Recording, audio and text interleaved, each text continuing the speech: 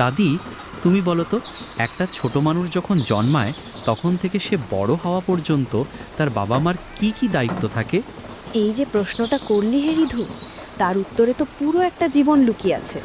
চল, আজ তাহলে শোনাই তোকে মানুষ বানানোর গল্প।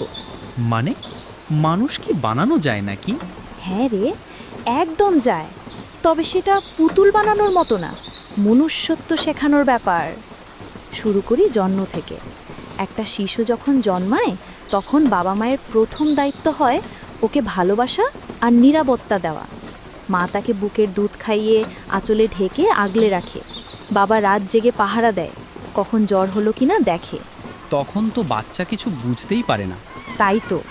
তাই ওদের কানে প্রথম গান, মুখে প্রথম হাসি সব বাবা মায়ের কাছ থেকেই শেখে।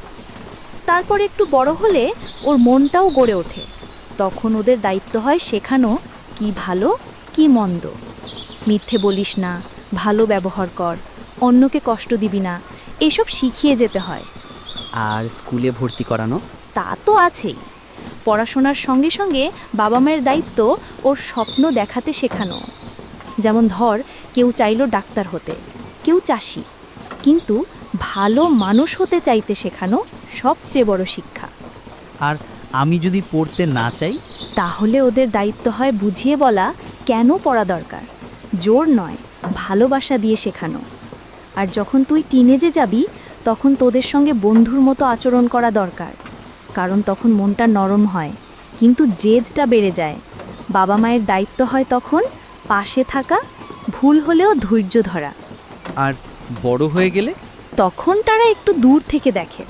যেমন গাছটা বড় হলে মাটি একটু আলগা করে দিতে হয় যেন শিকড় ছড়াতে পারে। তখন বাবা মার দায়িত্ব হয় তোর স্বাধীনতাকে সম্মান করা, কিন্তু প্রয়োজনে ঠিক দিশা দেখানো। তুমি কি তাই করেছো বাবা আর ফুফির জন্য? যতটা পেরেছি রে। আর এখন তুই যখন এই প্রশ্ন করিস, বুঝি আমি সফল হয়েছি একটু হলেও।